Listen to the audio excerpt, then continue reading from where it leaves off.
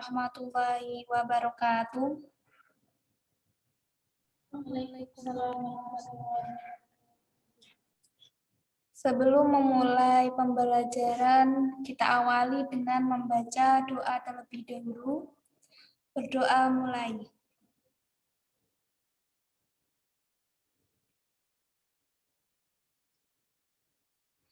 Oke, berdoa cukup. Selanjutnya, Ibu akan presensi terlebih dahulu ya.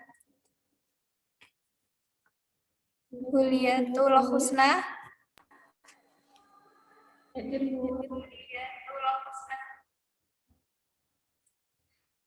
Fatin. Ibu. Ya. Via. Ibu kemarin dia sakit. Sakit. Innalillahi wa inna ilaihi raji'un. Semoga kita doakan ya, semoga Via cepat sembuh. Baik, sekarang Ibu punya pertanyaan. Apakah kalian pernah olahraga? Pernah, Bu. Baik. Lalu jadi merasa lelah. Nah, biasanya kalau udah merasa capek begitu, apa yang anak-anak akan lakukan? Kalau saya tidur, Bu, istirahat. Benar sekali. Selain itu, yang dapat kalian lakukan yaitu mengonsumsi makanan atau minuman. Hal itu perlu dilakukan karena sudah kehabisan energi. Apa sih energi itu? Lalu apa hubungannya lelah dengan energi? Nah, anak-anak dapat membuka LKS halaman 75.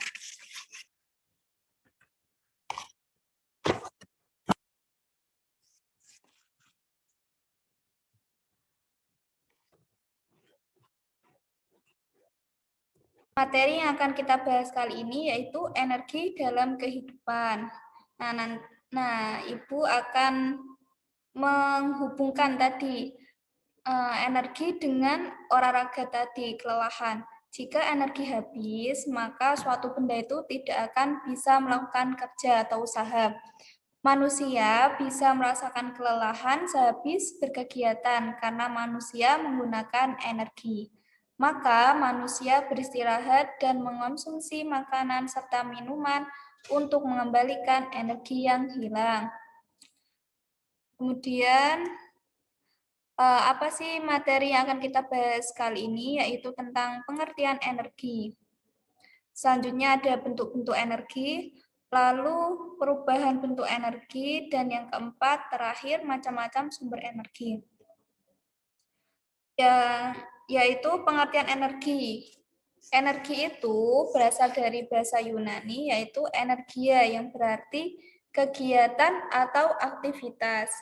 Jadi energi adalah kemampuan untuk melakukan usaha atau kerja.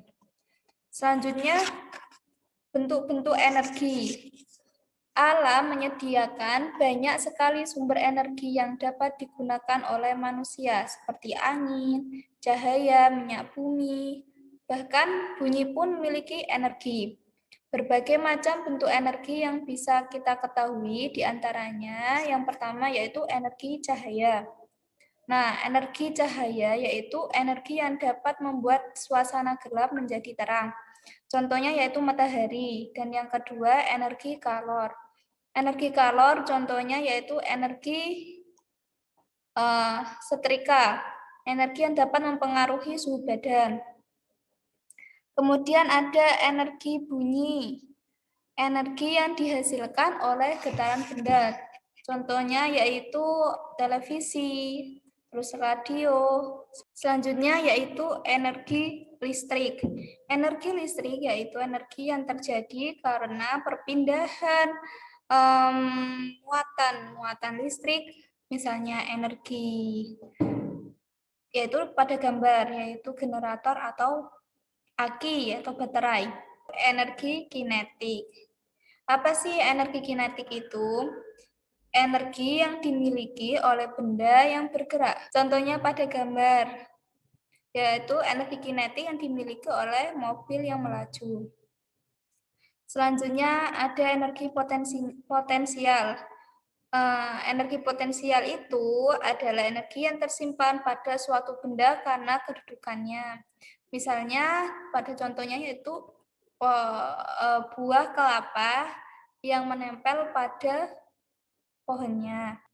Selanjutnya ada energi kimia, yaitu energi yang timbul melalui reaksi kimia. Contohnya yaitu reaksi kimia saat kita praktikum aluminium foil yang dimasukkan ke dalam asam klorida. Singkatannya asam klorida itu apa, anak-anak? Ada yang tahu? Yang tahu? HCl, Bu. Ya, benar sekali. Selanjutnya ke subbab yang ketiga, perubahan bentuk energi. Energi itu dapat berubah dari satu bentuk ke bentuk yang lain. Nah, macam-macam perubahan bentuk energi.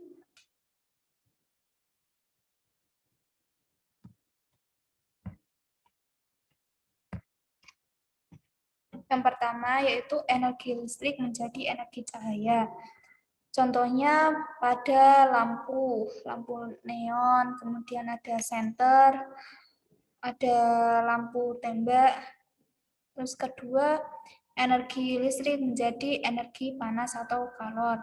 Contohnya pada setrika, kemudian ada solder, kompor listrik, dan sebagainya.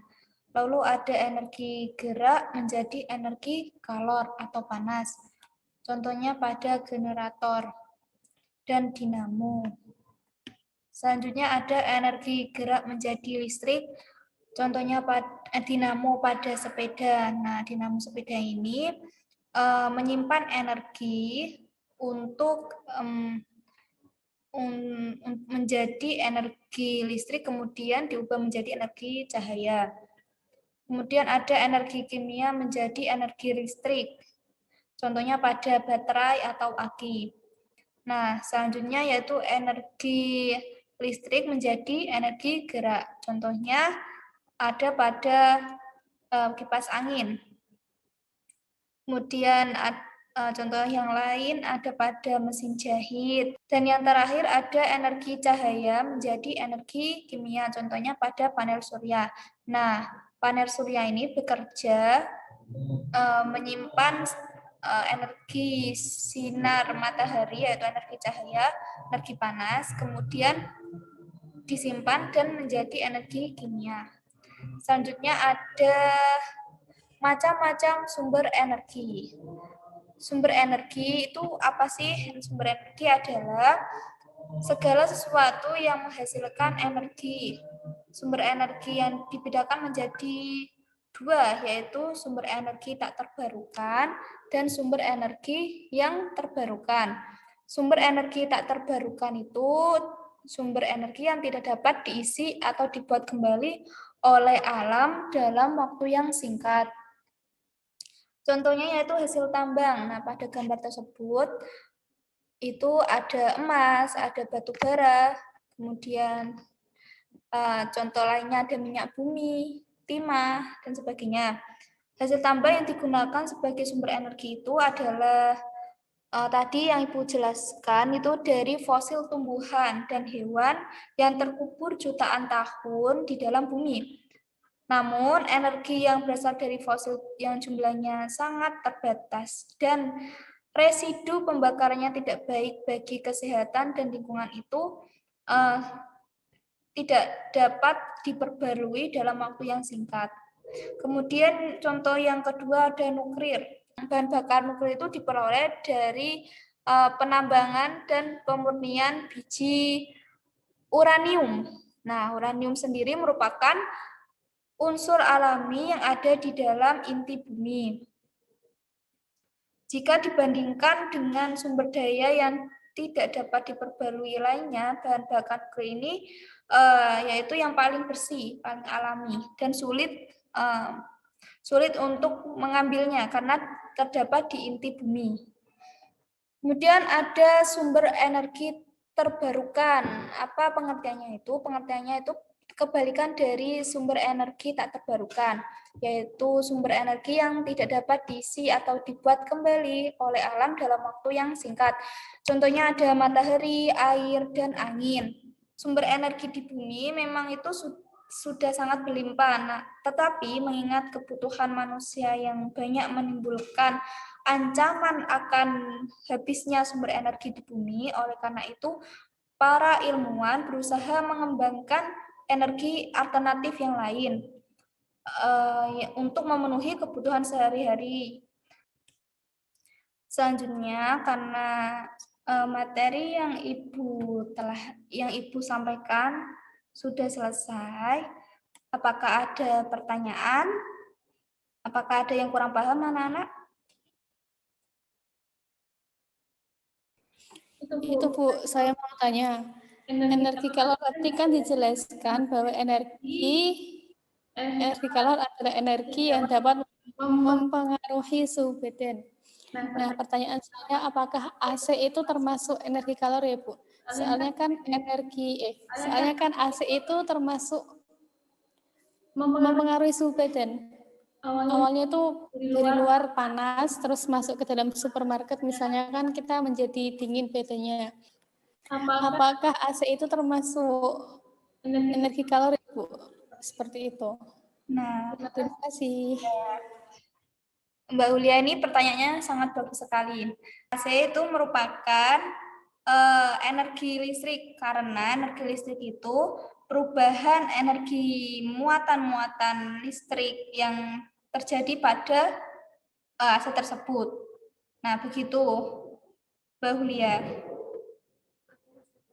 Apakah sudah paham?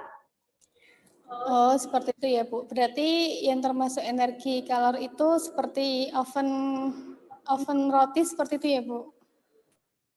Iya, benar sekali. Oven roti yang listrik. Iya, Bu. Maksud saya yang itu, oven yang listrik menjadi panas itu. Iya, benar sekali. Terima kasih, Bu. Ya, sama-sama. Setelah itu, Ibu akan memberikan tugas rumah untuk mengetahui sejauh mana pemahaman kalian terhadap materi yang Ibu jelaskan tadi. Tolong dicatat, nanti dikerjakan di buku tugas ya. Baik, Bu. Baik, Bu. Baik, yang pertama, sebutkan macam-macam bentuk energi. Yang kedua, buatlah ringkasan dari materi yang telah Ibu sampaikan tadi. Apakah sudah ditulis? Sudah, Bu. Baik. Minggu depan Ibu akan koreksi ya. Itu nanti dikumpulin di mana ya, Bu?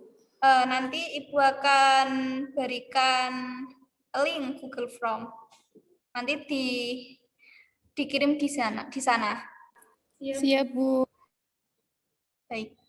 Karena waktu sudah menunjukkan hampir habis, kita akhiri saja ya. Sebelumnya kita tarik kesimpulan terlebih dahulu untuk hari ini. Yang pertama tadi pengertian energi. Pengertian energi itu adalah kemampuan untuk menghasilkan aktivitas atau usaha atau kerja. Selanjutnya ada perubahan bentuk energi. Yang pertama ada energi listrik, energi kalor, kemudian ada energi potensial, kinetik, lalu cahaya, dan sebagainya. Selanjutnya ada perubahan bentuk energi. Perubahan bentuk energi, contohnya energi listrik menjadi kalor, energi listrik menjadi cahaya, energi listrik menjadi gerak, dan energi cahaya menjadi kimia, dan sebagainya. Kemudian ada macam-macam sumber energi. Macam-macam sumber energi ada dua, yaitu sumber energi tak terbarukan dan sumber energi yang terbarukan. Nah, seperti itu kesimpulan pada hari ini. Baik, sebelum kita akhiri, mari kita membaca hamdalah terlebih dahulu. Alhamdulillahirabbil alamin. Dan kafaratul majlis.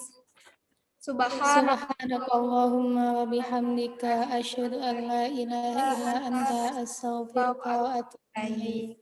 Alhamdulillahirabbil alamin. Allahumma waffiq ila aqwamit thariq. Assalamualaikum warahmatullahi wabarakatuh.